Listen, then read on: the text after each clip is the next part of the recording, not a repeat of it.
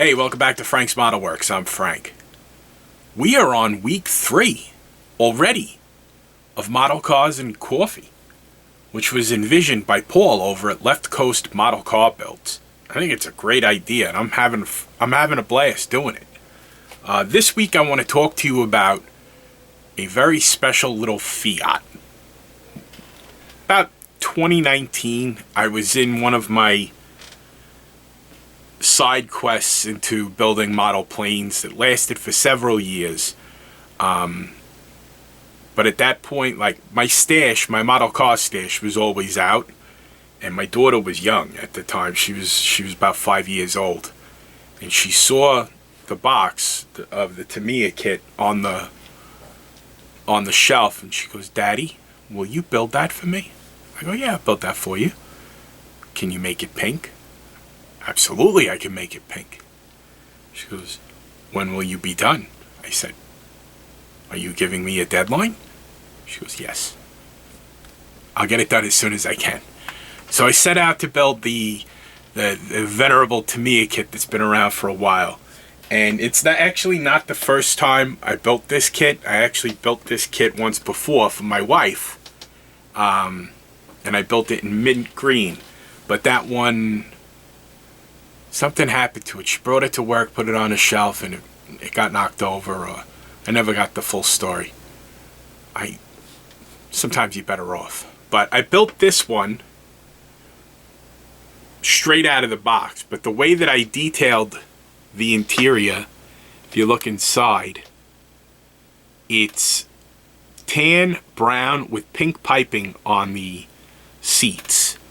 And the reason I went with that in that direction, and you'll see the steering wheel is white. The reason I went in that direction is I had in the 90s, if you remember the Franklin Mint, my parents were buying me the 1/43rd scale die casts from there. Yeah, because why spring for the nice 1/24th scale, Mary and Jerry? Just kidding. But one of the cars that they bought was an Edil that was painted pink and had a tan and brown interior. And I'm like, that's actually a sharp look.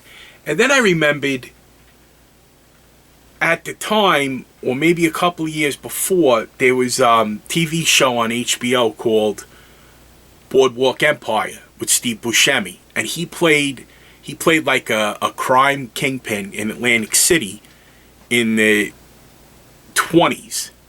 And I remember seeing his suits, and they often featured pink and brown. And I thought, that's a really clear, and I looked into it. I read an article about Boardwalk Empire, and one of the things that I never knew was that pink used to be considered, like in the 20s, a very masculine color. It was a very popular color for clothing back then. And I'm like, that's a sharp look, tan and brown with pink.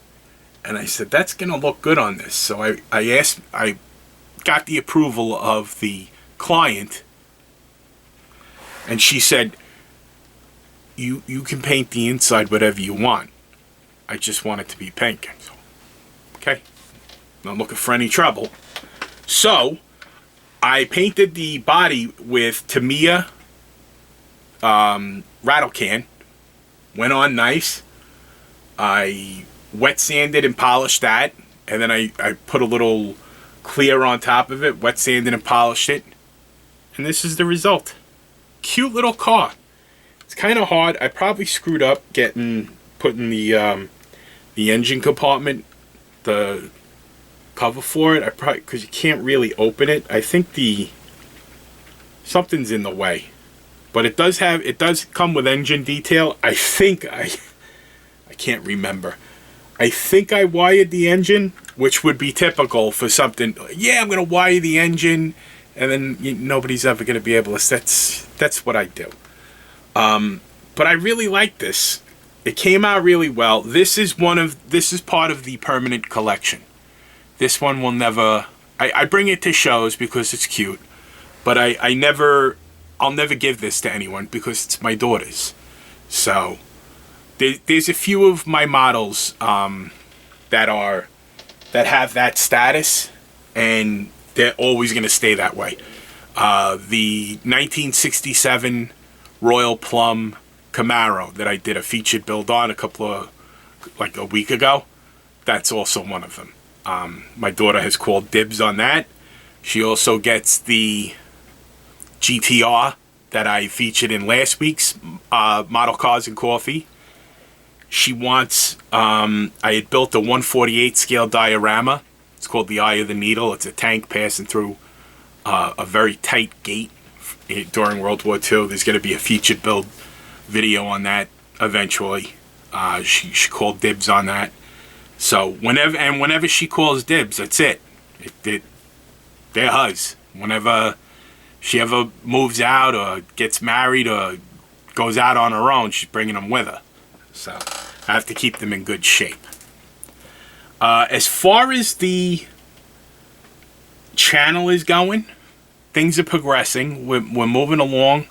Part 5 of the finishing your model car body from start to finish is in the can and set for release. I'm also going to be starting up a series on weathering, and the first installment is going to be chipping, paint chipping, so that you can expose rust, and then adding a protective barrier coat of clear so that you can weather it further. So stay tuned for that.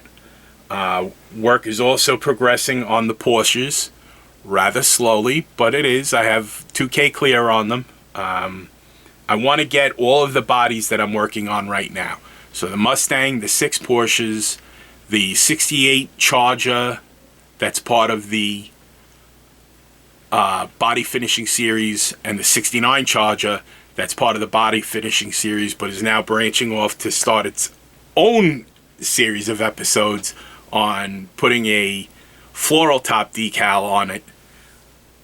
I want all of them to be in clear so that I can wet sand and polish all of them, get them all done, and then just start cranking out completions. So stick around. We got big things going on the channel.